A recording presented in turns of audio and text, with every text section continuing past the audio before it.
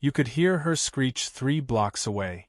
Karen stood in our driveway like a deranged traffic cop on caffeine overload, jabbing her finger at my wife while 2 security guards stood awkwardly behind her.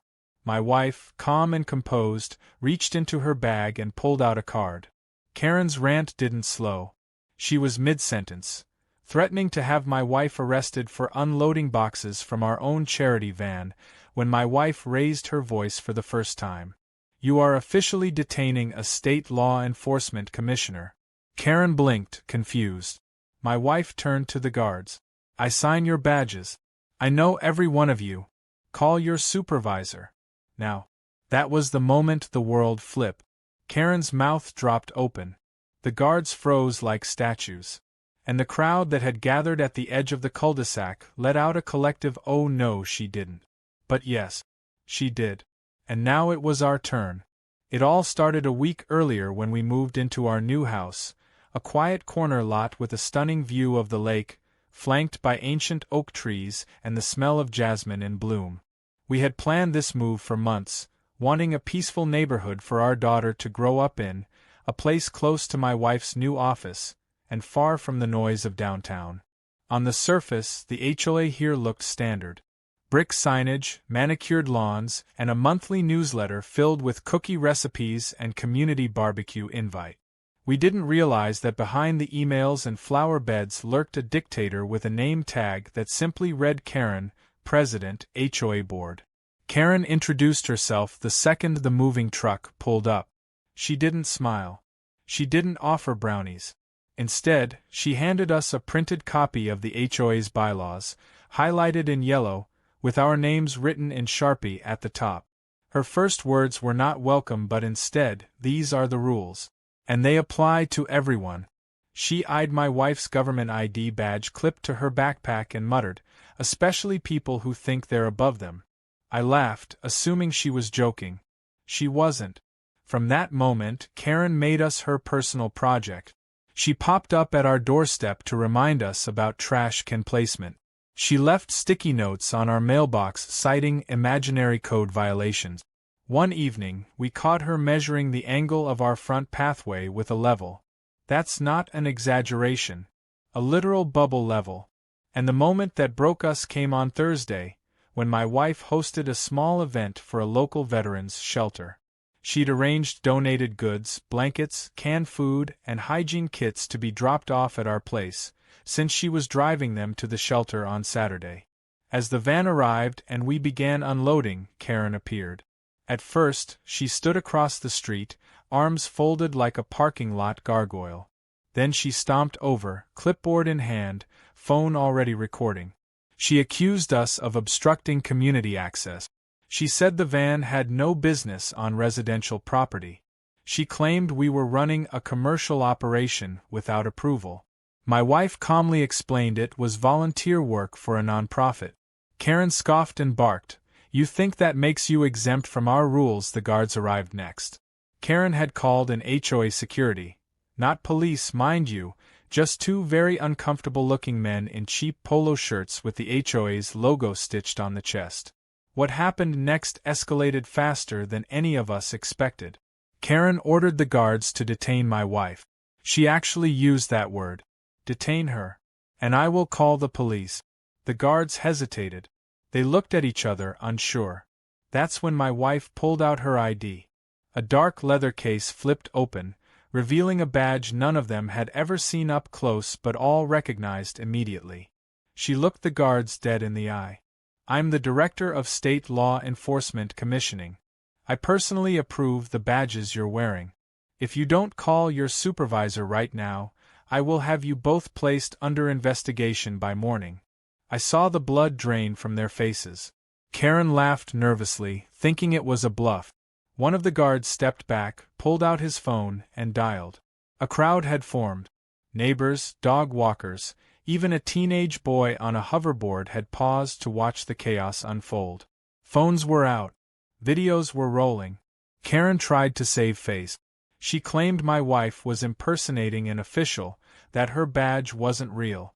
But the supervisor confirmed it over the phone. Loud enough for us to hear.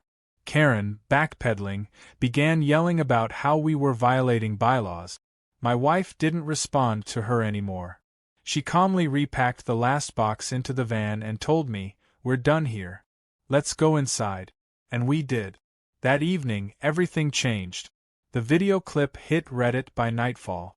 Someone from the crowd had posted it to r/public freakout with the caption, "HOA Karen tries to arrest a woman, didn't know she's a state official."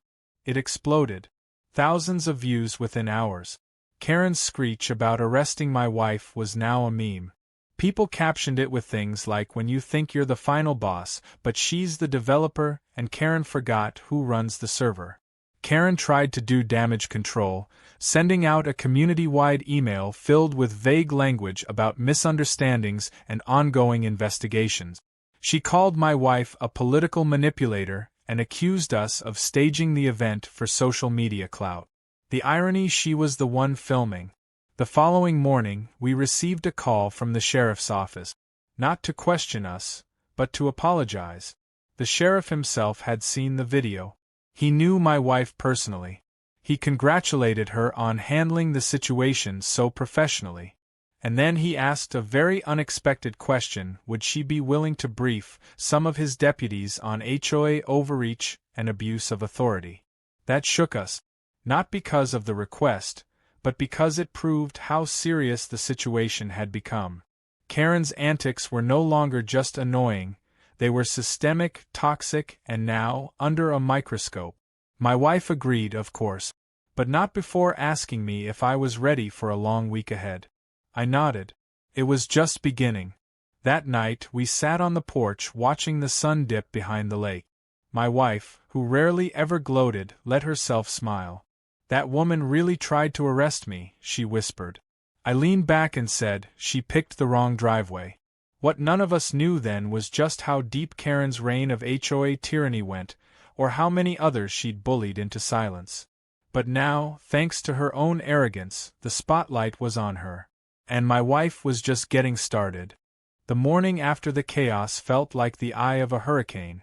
The neighborhood, usually quiet and filled with birdsong, buzzed with tension. People who had never acknowledged us before now slowed their walks to nod in our direction. One woman even brought over cookies and whispered that she'd been waiting for someone to finally stand up to Karen. Another neighbor muttered that he'd been fined 3 times in a single month for offenses, like leaving his garden hose visible. There was a strange air of both vindication and nervousness floating around. Karen wasn't just a tyrant with a clipboard, she was now a viral sensation. And she hated it. Karen's retaliation was almost immediate.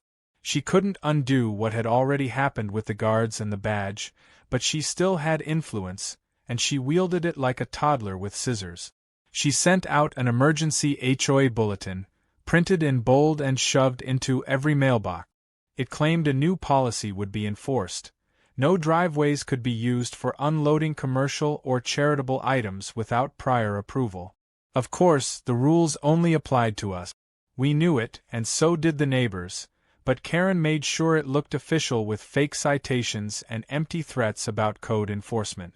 My wife, though, didn't respond in kind. She didn't post another video. She didn't threaten or escalate. Instead, she spent the morning on her laptop, making quiet calls to people in departments most HOA board members don't even know exist.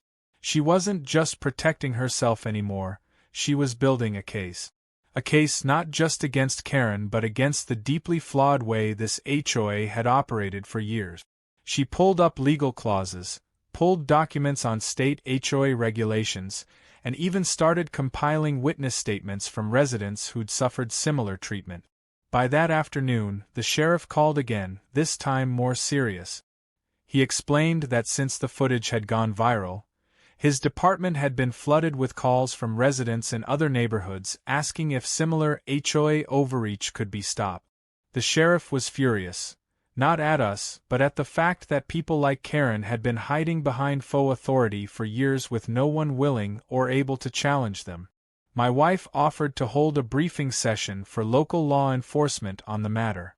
That meeting would happen in 2 days, and Karen had no idea what kind of firestorm was about to sweep over her perfect little world.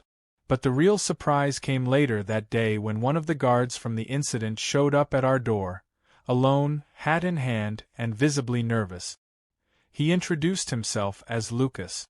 "I'm sorry," he said quietly, eyes on the ground. "I didn't know who she really was. I didn't know what you were doing was legal. We didn't want to confront you. She told us you were a threat to the neighborhood. That you were running some kind of racket." My wife didn't smile. She asked him calmly, "Did she threaten to fire you if you didn't act?" He nodded without hesitation. Lucas then revealed something that made my wife pause. Karen had been using her position to demand regular patrols specifically around our house. Not just to monitor us, but to record and report everything from where we parked to who came to visit. HOA cameras had been directed at our windows. That wasn't just creepy. That was illegal. My wife thanked him and asked for a written statement. He agreed without hesitation. That night, we learned from another neighbor that Karen had been boasting in previous board meetings about having dirt on everyone. She'd apparently used her power to target residents she didn't like, flagging violations, manipulating guard reports, even editing footage to make neighbors look suspicious. This wasn't petty control anymore. This was a pattern of abuse. And we weren't just documenting it, we were about to expose it. My wife drafted a letter, short and sharp, requesting a formal audit of the HOA's enforcement practices. She attached a list of irregular citations from other residents who had quietly started submitting them to her after the video went viral. She submitted it to the HOA's legal representative, who, as it turned out, had no idea what Karen had been up to.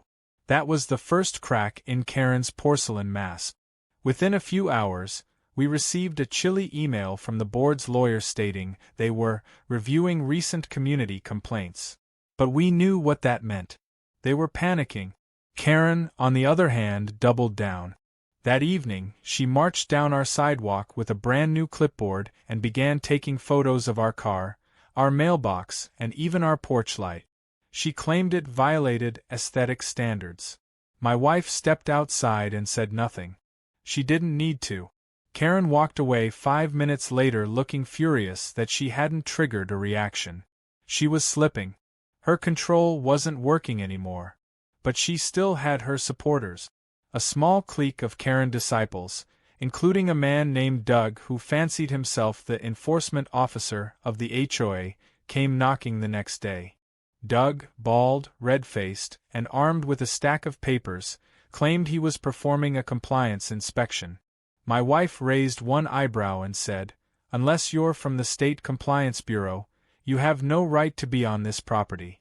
Doug blustered. He waved papers. He accused her of intimidation.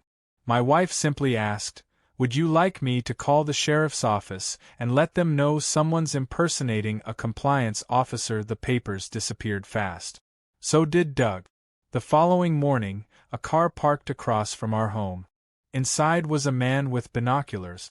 We watched from the living room as he scribbled notes, clicked photos, and sipped coffee. Karen had officially moved into private surveillance. But that worked against her, because my wife had already contacted a federal liaison through her department to report the activity. Stalking, unauthorized surveillance, possible wiretap violations if any audio equipment was used. Karen wasn't just playing HOA queen anymore, she was stepping into real criminal territory. That evening, my wife made one final call. It was short, direct, and made to her contact at the State Commission Board. She reported misconduct, impersonation, and civil rights abuse within a private housing association. That triggered the beginning of a formal state-level investigation. And it would all come to a head in the upcoming HOA board meeting, where Karen still planned to play queen. By the end of that week, the story had spread beyond Reddit. A local news outlet picked up the video and began investigating the HOA's practices. They requested interviews with other residents, many of whom were more than ready to speak up. And though Karen continued acting like nothing had changed, demanding bushes be trimmed to uniform height, taping notices to doors, her empire was crumbling. The funniest part, Karen still thought she was winning. She walked around like she had backup. She didn't know that nearly everyone she saw in the neighborhood had submitted a complaint against her. And she definitely didn't know that the very woman she tried to have arrested now had her name listed in a formal complaint to the Department of Justice. The moment Karen crossed the line with the wrong person, she unknowingly lit the match that would burn down everything she'd built. And the flames were just getting started. The HOA meeting that week felt less like a routine gathering and more like a showdown everyone in the neighborhood had been secretly anticipating. People who never attended suddenly showed up early and in full force. Folding chairs filled the community center. The side walls were lined with standing residents whispering among themselves, clutching copies of their own HOA citations and community notices. Every eye was on Karen, who strutted to the front of the room like she was leading a courtroom drama she fully expected to win. She wore a blazer too tight for comfort, her lips drawn in a determined line, her infamous clipboard clutched like a sword. What she didn't know was that this meeting was the beginning of the end, and that the person who would deal the final blow wasn't a lawyer or a city official, it was my wife. Karen started the meeting with her usual tone, declaring the room to be under official HOA authority. She reminded everyone that only board members could speak unless called upon and that disruptive behavior would not be tolerated. But this time, murmurs rose through the room instead of silence. People weren't here to be silenced. They were here to watch justice land squarely in Karen's lap. She tried to carry on as if nothing had happened over the past few days, reading through the minutes from the last meeting like it was any other evening, but her voice quivered just slightly. She could feel it, control slipping, the floorboards of her little empire creaking under the weight of her own arrogance. Halfway through her list of enforcement items, my wife stood up without being called. Karen paused mid-sentence, her eyes locking onto my wife with visible tension.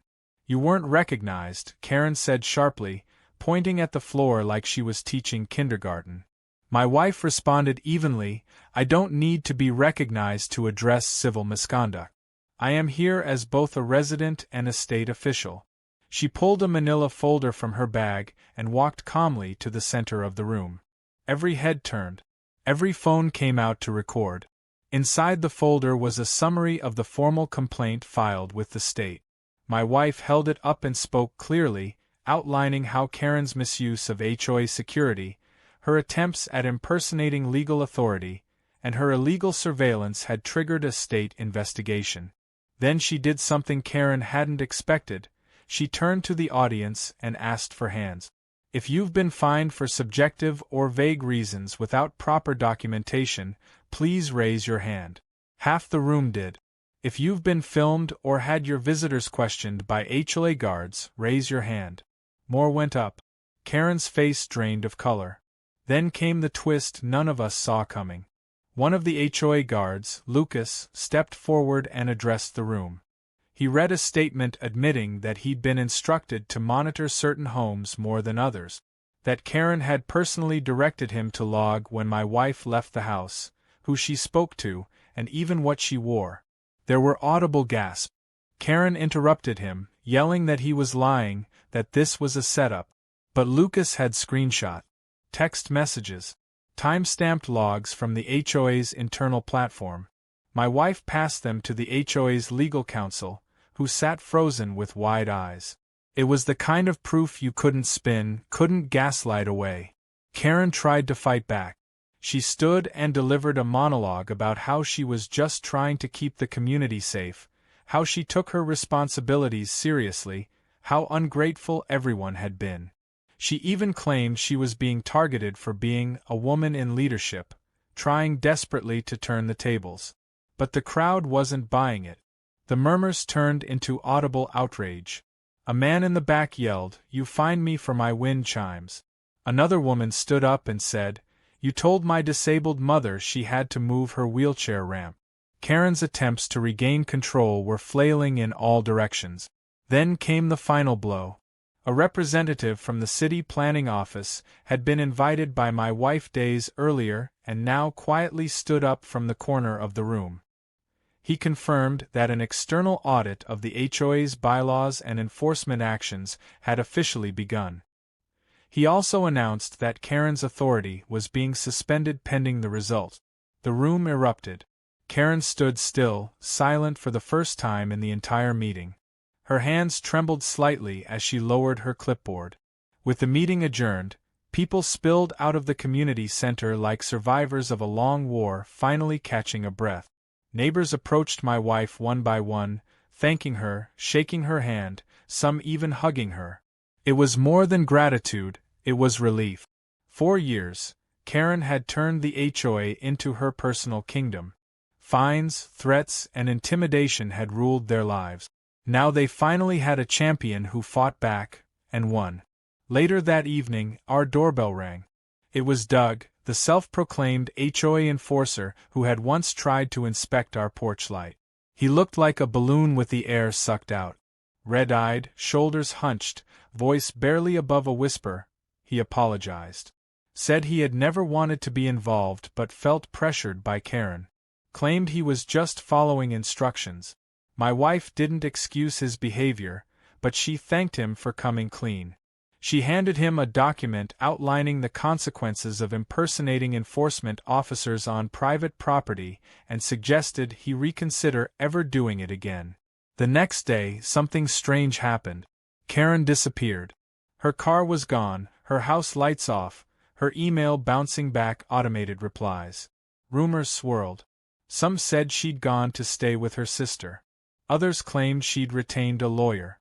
One man joked that she'd gone into witness protection. But it didn't matter. Her power was broken. The community was already moving forward, talking about restructuring the board, changing the rules, making sure nothing like this ever happened again. But the story didn't end there. My wife received a message from a local news station. They'd picked up the viral video and the story unfolding behind it. They asked for an interview. At first, she hesitated. She didn't want the attention. But eventually she agreed, on one condition. That they shine a spotlight not on her title, but on the dangerous gray zone that some HOAs operate within. That they expose the way fake authority, when left unchecked, can grow into real harm. The segment aired 2 nights later. The title read Local Hero Stops HOA Tyrant. State Official Ends Years of Abuse. It featured interviews with neighbors, footage from the HOA meeting, and a chilling clip of Karen shouting, "I can arrest you myself." By the time the credits rolled, the neighborhood had changed. People waved more often. Kids played more freely. One neighbor even put up wind chimes again. The oppressive air that had once hovered over our little cul-de-sac had lifted. And as for Karen, she wasn't seen for weeks. But her name remained etched into HOA history as a warning: don't let petty power turn into tyranny. Because someday, someone might move in who isn't afraid of you. Someone with a badge. Someone with the law on their side. And when that happens, the clipboard won't save you. The silence left in Karen's absence was oddly disorienting, like a theater after the curtain drops, but the lights never come back on. For a few days, no one heard from her. Her house remained dark, blinds drawn like a bunker. The HOA bulletin board, once updated daily with notices and veiled threats, remained untouched. But under the surface, the community was not at rest. The fallout from Karen's collapse had only just begun, and it was starting to unravel things far bigger than any one neighbor's dispute. What no one realized at first was just how deep her roots went, and how many things she had tampered with behind closed doors. The interim board, hastily assembled with 2 longtime residents and 1 city-appointed legal observer, began the unenviable task of reviewing every policy, fine, and complaint filed during Karen's tenure. Boxes of HOA records were dragged out from the back room of the clubhouse. Some were labeled in Karen's handwriting, while others had sticky notes that looked more like personal vendettas than professional documentation. One man discovered that Karen had fined him for a fence that predated the HOA itself. Another woman found out that her property line had been misrepresented in HOA records, causing her to lose part of her backyard space for years without her knowledge. Then the surveillance scandal hit full throttle. It began when Lucas, the former security guard, turned over login access to the HOA's private monitoring system. The logs revealed that Karen had been accessing camera footage regularly, at all hours of the night. But it wasn't just the number of logins that caught everyone off guard. It was the frequency with which she'd focused on certain homes, rewound specific clips, downloaded surveillance of driveways and backyard gatherings, and even recorded audio from camera units not legally authorized to have sound. That was the bombshell. My wife reviewed the system logs alongside the city's legal rep and immediately flagged several violations. At least 3 cameras had been placed in areas bordering private bedroom windows. 2 others had been repositioned to monitor back patios. A 4th had been installed near the community pool in a way that offered an obstructed but very real view into the women's locker area. The implications were horrifying. This wasn't just an HOA gone wrong. It was bordering on voyeurism, harassment, and illegal data collection. A letter was sent out immediately to every resident informing them that the HOA's surveillance system was being shut down pending investigation. The city ordered a digital forensics team to seize the hard drive. Karen, though still missing in action, was formally named in a report delivered to the State Commission office. That report included not just technical evidence, but statements from over a dozen residents who recalled strange comments Karen had made over the years. Comments about their habits, their guests, even conversations she couldn't have known about unless she'd been listening. Meanwhile, Karen's absence left a power vacuum that some in the neighborhood tried to exploit. Doug, the self-styled enforcer, reappeared with a stack of laminated papers and began calling himself a volunteer compliance leader. He knocked on doors, muttering about trash bins and porch decorations. He even showed up at our house again, holding a printout of the HOA rules like it was a court summons. This time, my wife opened the door and calmly asked him if he wanted to be listed in the ongoing civil misconduct case. He left without another word, and was later spotted removing his fake badge from his polo shirt and tossing it into a trash bin behind the community park. The sheriff returned that week, not as a response to a complaint, but as a formal gesture. He met with my wife and the interim board to discuss how local law enforcement could help support communities where HOA leaders had abused power. They were looking to create a partnership program, a kind of HOA accountability network. My wife agreed to assist, offering to speak at a regional meeting of sheriffs the following month. What started as a single driveway incident was evolving into a statewide model for reform. Karen, in her arrogance, had unintentionally launched something much bigger than herself. Word about the surveillance scandal reached a local news channel, and soon a follow-up story aired, this time with footage from inside the HOA security office. They'd been granted access to show how Karen had used her own override codes to bypass audit logs and delete segments of footage. Except she hadn't deleted everything. A data recovery team had pulled several months of archived files. Among them was a chilling video. Karen in the clubhouse late at night, sitting alone with the cameras pulled up on multiple monitors, sipping wine and taking note. The public reaction was swift and severe. Parents were furious. Retirees were outraged. One elderly couple said they'd always felt watched but had chalked it up to paranoia. Now they knew they weren't wrong. A neighborhood meeting was called, not an official HOA one, but a residents-only gathering hosted in the park. People brought lawn chairs and clipboards, cookies and coffee, and finally had a space to speak freely. It felt like a town hall in the best sense of the word. One by one, neighbors told their stories.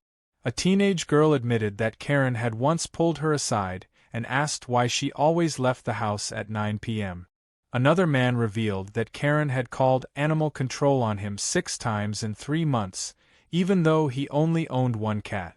The stories spilled out like floodwaters. The neighborhood hadn't just been managed, it had been ruled. and no one had realized how oppressive it was until it stopped. In the midst of all this, a certified letter arrived at our house. It was from Karen's attorney. The letter was defensive and circular, filled with vague denials and accusations that my wife had overstepped her bounds. It claimed Karen was the true victim and hinted that a defamation suit might be filed. My wife read the letter once, folded it, and slid it into a file marked "frivolous threats." She had no intention of backing down. She knew the truth was on our side, and that the mountain of evidence we'd collected would outweigh any desperate legal bluster. But then, almost as if scripted, Karen reappeared. Not in person, but in a bizarre email sent to every resident of the community. The subject line read, "A final message from your real leader." It was rambling, defensive, and at times incoherent. She accused us of staging everything, claimed she was framed, insisted she was acting under Patriot authority, and even quoted obscure sections of the neighborhood charter as if they gave her immunity. But the worst part wasn't what she said. It was that she ended the email by claiming she would return, and that this neighborhood still belonged to her. The board immediately locked her out of all systems. Her security codes were deactivated. The City Legal Observer ensured the HOA transitioned under temporary municipal supervision while a new charter was drafted. For the first time in its history, the neighborhood would vote democratically on every major position, with full oversight from a licensed auditing firm. Karen's name was removed from the records as acting president, replaced with a formal note, "Position vacated due to misconduct investigation." Despite the madness, my wife kept her focus steady. She continued helping the legal review process, holding interviews with residents, and drafting procedural guides for how future boards could prevent abuse. She did it without recognition, without reward. She never asked for thanks. But people began showing up at our door with letters, hand-drawn signs, even one child who painted a picture of her as a superhero. It wasn't the attention that mattered, it was the transformation. What had once been a rule-bound prison now felt like a community again. It took one woman with a clipboard to poison it. But it only took one woman with a badge and a spine of steel to bring it back. The weeks that followed were nothing short of revolutionary for our neighborhood. What once felt like a tense cluster of manicured lawns and whispered complaints had slowly transformed into a place where people actually spoke to each other, where kids played without the fear of being scolded by clipboard-wielding zealots, and where residents finally felt like they had ownership of their own homes. The shadow Karen had cast over the community was lifting, but her influence, her actions, and the impact of her reign still lingered, especially in the form of a very real and very public legal process now unfolding. Karen's civil misconduct case had grown legs.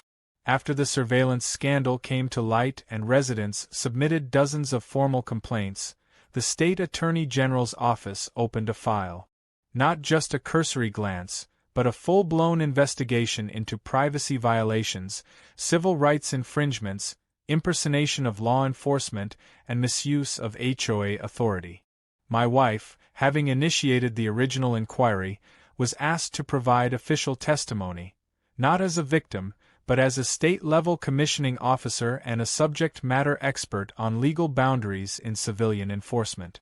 The day she walked into the Attorney General's office wearing her state credentials, there was a quiet power in the room. No media circus, no fanfare. Just a woman with a folder, ready to make sure what had happened to us would never happen to anyone else. She laid out everything. How Karen had manipulated HOA bylaws, weaponized citations, created unauthorized surveillance logs, and targeted residents based on personal bias rather than any legal standard. The AG's team listened, took notes, and asked for additional supporting documents. My wife gave them more than they expected: emails, timestamps, and witness statements. The kind of evidence that didn't just prove misconduct but painted a full picture of a woman drunk on imaginary power. Word of the pending legal action spread quickly, especially after a local investigative journalist picked up the story. He had been following the neighborhood saga since the first viral video and now had access to exclusive documents, including the footage from inside the HOA surveillance office. He ran a special segment on his Friday night program, calling it The Queen of the Cul-de-sac, How One HOA President Went Too Far. Viewers watched in disbelief as they saw clips of Karen alone in the community office late at night, obsessively monitoring residents and muttering to herself on the security tape. Karen's attorney responded with a shaky press release, blaming a coordinated political takedown and stating that Karen had acted in good faith. But even that statement backfired when it was revealed that the lawyer representing her wasn't a specialist in civil law, but a friend of her cousin who handled wills and pet custody dispute. The community, meanwhile, wasn't fooled.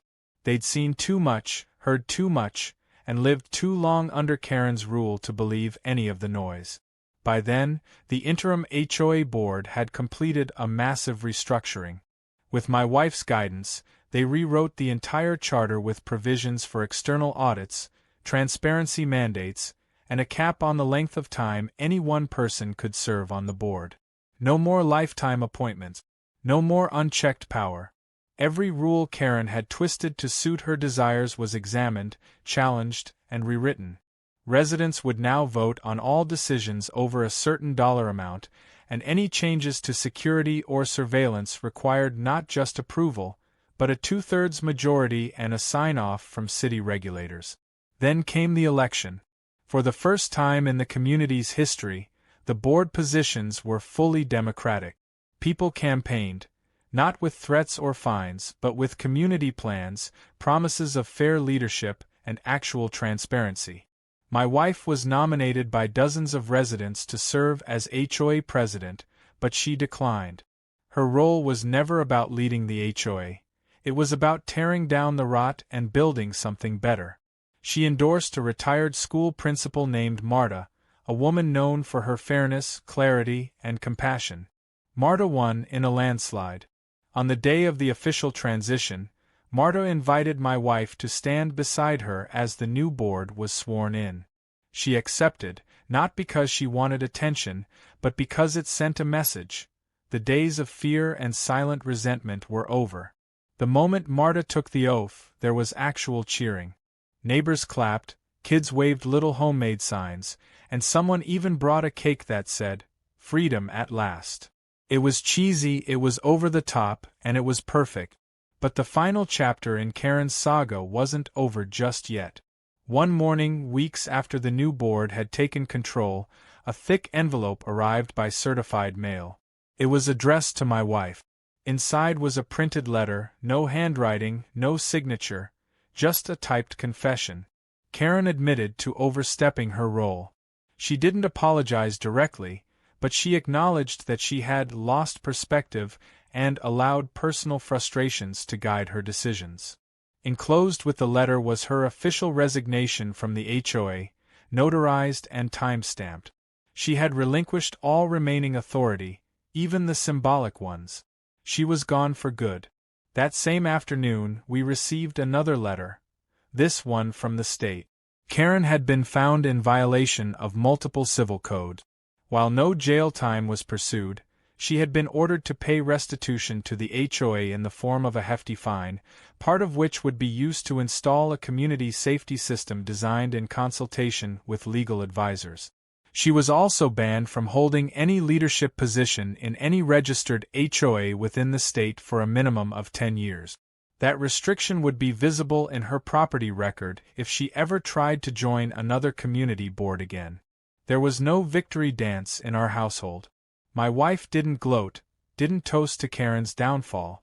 She simply filed the letters away and returned to her desk, continuing her work as if nothing had happened. Because for her, this wasn't about one petty tyrant losing power. It was about restoring balance. She always said that authority means nothing if it isn't used to protect the vulnerable. Karen had tried to weaponize it, but my wife had reminded everyone what it was supposed to stand for. Life returned to normal in strange, beautiful ways. Kids rollerblade without being stopped. An elderly couple planted a garden without fear of being fined for unapproved shrubs. We even held a block party, A real one this time, with music, food trucks, and laughter. My wife was invited to give a short speech. She didn't speak about Karen, or the chaos, or the scandal. Instead, she thanked the community for standing together. She thanked them for finding their voice. And she ended with something simple: no one should be afraid to live in their own home. The sun set that night over a neighborhood transformed. The same sidewalks, the same fences, but a different feeling in the air. Peace, safety, and the quiet knowledge that someone had stood up when it mattered. The clipboard was gone. The badge had prevailed. And everyone now knew that sometimes the strongest leaders are the ones who don't need to shout, threaten, or punish. Sometimes they just need to remind others what justice truly looks like.